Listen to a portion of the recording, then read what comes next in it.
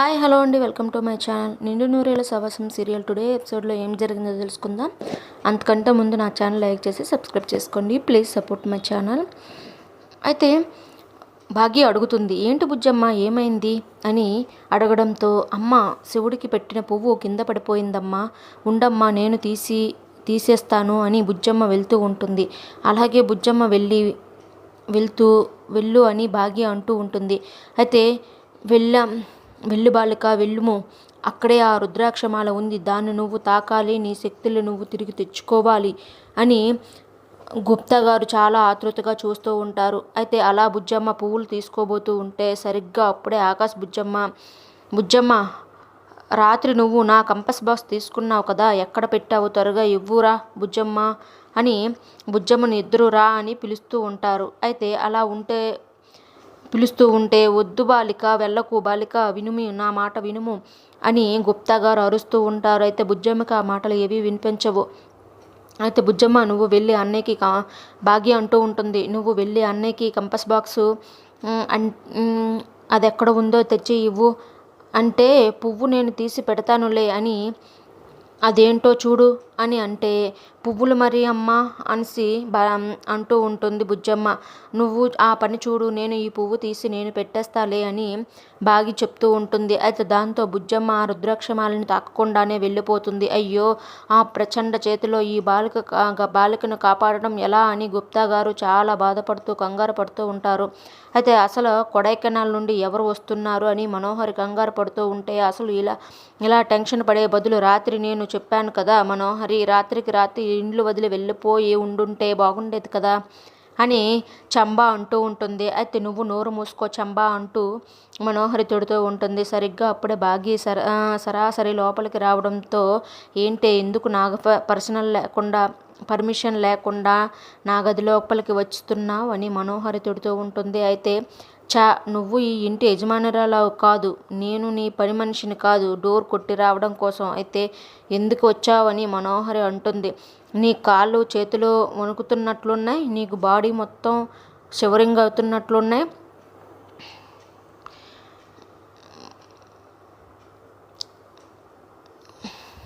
104 fever వచ్చి వణుకుపోతున్నట్లు నాకు అనిపించింది అని బాగి చెయ్యి పట్టుకొని చూస్తూ ఉంటే, నాకు ఎలాంటి జ్వరం రాలేదని మనోహరి అరుస్తూ ఉంటుంది. మరి 104 నీకు ఫీవర్ వచ్చినట్టు నా కళ్ళకు కనిపిస్తుంది, యాదమ్మ నీ సేవలు చేస్తున్నట్లు కూడా వచ్చిందే అని బాగి చెప్తూ ఉంటుంది. అయితే కలలో నేను కూడా కనిపించానా మేడం అని యాదమ్మ అంటూ ఉంటుంది.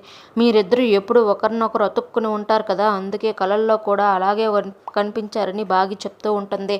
అయితే ఏంటి బాగి సెటైర్లు వేస్తున్నావా అని మనోహర్ అంటే, ఈరోజు వచ్చేది ఎవరో తెలిస్తే నీకు ఫీవర్ ఏంటి, ఫిట్స్ కూడా వస్తాయని బాగి అంటూ ఉంటుంది. అయితే ఎవరో నీకు తెలుసా, అయితే చెప్పు అని మనోహరి అడుగుతూ ఉంటుంది. నాకు ఎలాంటి ఫిట్స్ రావు, ఎందుకు వస్తాయి మనోహరి అంటే, ఆల్రెడీ నువ్వు వణుకుపోతున్నావు మనోహరి, నీ వణుకు నాకు తెలిసిపోతుంది.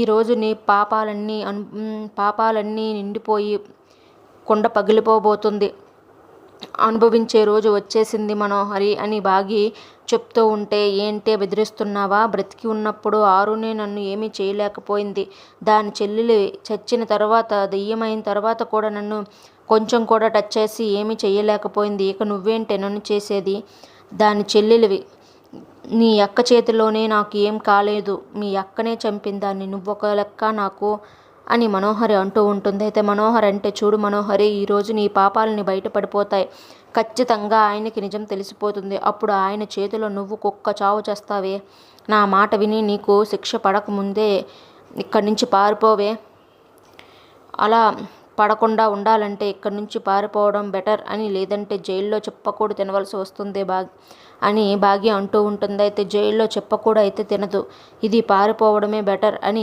చంబ మనసులో అనుకుంటూ ఉంటుంది. ఆయన కాళ్ళు పట్టుకున్నా కూడా నిన్ను క్షమించరే మనోహరి, షూట్ చేసి పడేస్తారు, నేను నీ మంచి కోరే చెప్తున్నాను, ఎంతైనా మా అక్కకి ఏకైక ఫ్రెండ్వి నువ్వు, నీ మంచి కోరుకునేదాన్ని నేను మాత్రమే కదా ఉండేది అని బాగి చెప్తుంది. అయితే నీ చావైనా బ్రతుకైనా నేను కదా చూడాలి, చెప్పాలి అని బాగి చెప్తుంటుంది. నీతో చెప్పించుకునేంత కర్మ నాకు పట్టలేదు అని బాగితో చెప్తూ ఉంటుంది మనోహరి. నేను చెప్పాలనుకున్నది చెప్పాను యాదమ్మ, నువ్వైనా చెప్పు, నీ మాట వింటుందేమో. బాగి అలా అనేసి బాగి వెళ్ళిపోతుంది. అయితే నా మాట విను మనోహరి, లేకుంటే అమర్ చేతిలో నీకు ఒక్క చావు ఖాయం. నువ్వు పారిపోతే బాగుంటుందని చంపా కూడా మనోహర్తో అంటూ ఉంటుంది.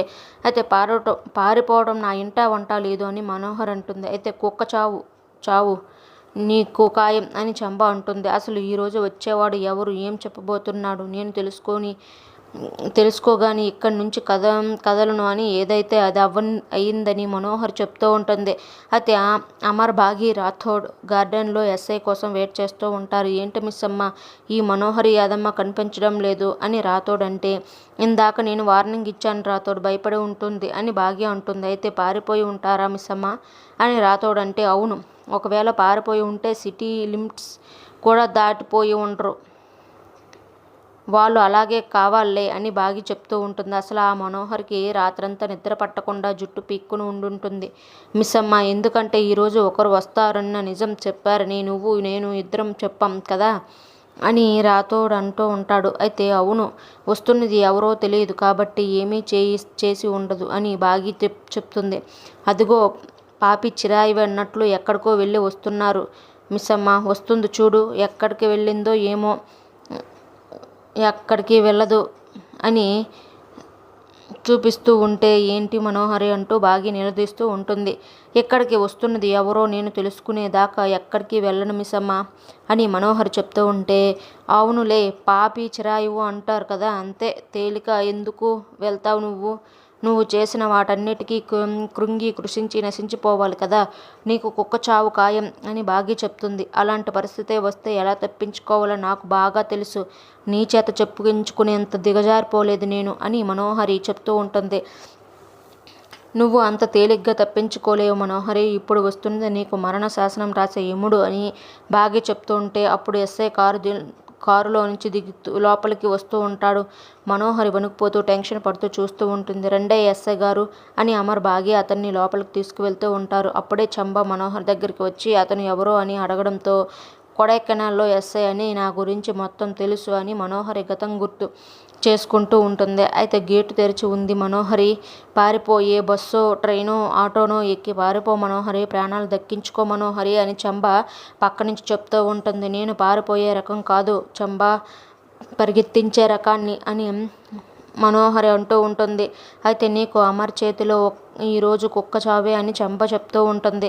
నేను చాలాసార్లు తప్పించుకున్నాను, ఇప్పుడు కూడా తప్పించుకుంటాను, చూస్తూ ఉండు అని మనోహర్ చెప్తుంది. కాఫీ తీసుకోండి ఎస్ఐ గారు అని బాగి ఇస్తుంది. ఇప్పుడు తను ఎందుకు వచ్చారు అమర్ అని మనోహర్ అడగడంతో, కొడైకెనాల్లో జరిగిన సంఘటనలు నాకు గుర్తు చేయడం కోసం ఈరోజు మొత్తం నిజాలు బయటికి వస్తాయని అమర్ చెప్తాడు. అమర్, నీ హెల్త్ అంత మాత్రమే, ఇప్పుడు బలవంతంగా గుర్తు చేసుకుంటే చాలా ప్రమాదం అమర్, వద్దు అమర్ అని మనోహరి చెప్తూ ఉంటుంది. పర్వాలేదు మనోహరి, ఎన్ని రోజులు ఇలా ఉంటాను నేను, నాకు తెలియాలి కదా మొత్తం నిజం, నాకు కొంచెంగా మొత్తం గతం గుర్తుకు వస్తుంది కదా, ఈరోజు నాకు తెలిసి తీరాల్సిందే, నా అరుని చంపింది ఎవరు, నా ఫ్యామిలీని టార్గెట్ చేస్తున్నది ఎవరు, నాకు మొత్తం తెలియాల్సిందే అని అమర్ అంటే, అది కాదు అమర్, నీ ప్రాణాలకు ప్రమాదం అని మనోహరి అంటుంది. నాకు ఒక్క కొడైకెనాల్ ఇన్సిడెంట్ తప్పించి మొత్తం గుర్తుకు వచ్చింది మనోహరి, ఏం పర్వాలేదు అని అమర్ చెప్పగానే, సారేంటి ఇలా టంగ్ స్లిప్ అయిపోయారని రాతో టెన్షన్ పడుతూ చూస్తూ ఉంటాడు.